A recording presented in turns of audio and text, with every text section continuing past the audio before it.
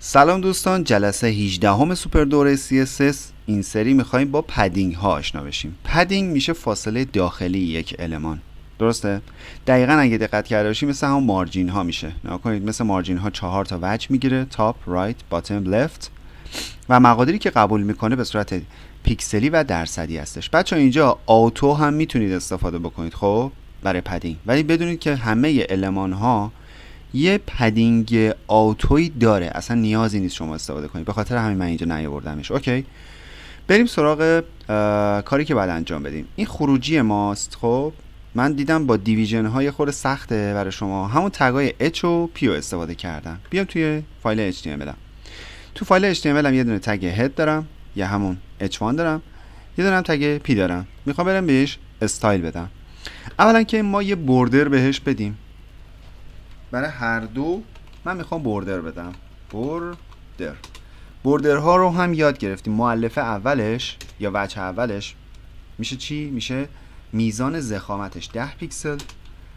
دومین مؤلفهش میشه استایلش، من میگم سالید یا یک خط یک نواخت باشه.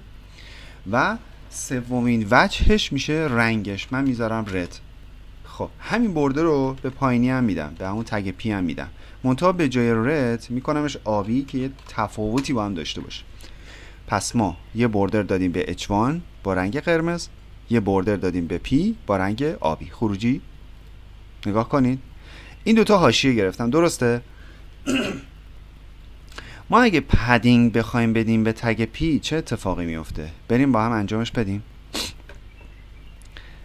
خب من میخوام پدینگ بدم به تگ P، یه پدینگ مثلا 100 پیکسلی بدم، ببینم چه اتفاقی میفته. مثل یه بادکنکی میشه که از داخل بادش کردی.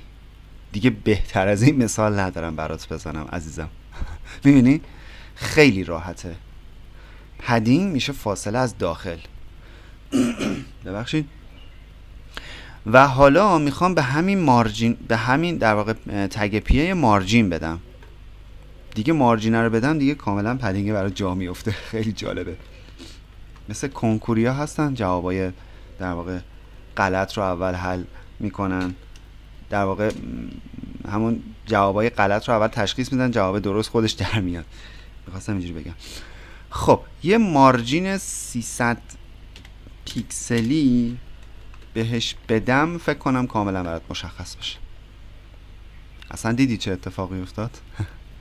از خارج اومد یه فاصله 300 پیکسلی گرفت، اینم که از داخل باد شد دیگه.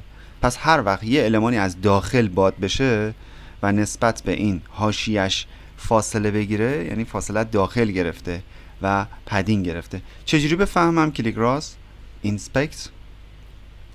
اگه روی المانم وایسم، اون حاشیه هایی که دارید شما دارید تو این تصویر میبینید نارنجی رنگه میشه مارجین، سبزه میشه پدینگ، اون آبی هم میشه خود اون المانه. از کجا دوباره برام قطعی مشخص بشه؟ وقتی رو تگ پی کلیک میکنم، میام اینجا نگاه کنید، دقیقا خودش داره نشون میده، میگه از داخل 100 پیکسل. این سبزا رو نگاه کنید، فاصله گرفته. بذارید قشنگ اینم بیارم این وسط.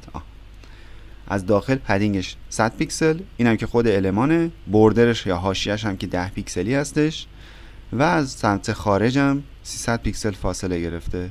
پس وقتی یک بادکنکی رو از داخل بادش میکنی، از داخل فاصله میگیره، میگن چی؟ پدینگ گرفته. اینم از درس پدینگ ها. امیدوارم که خوشتون اومده باشه و کاملا براتون جا افتاده باشه. حتما تمرین بکنید.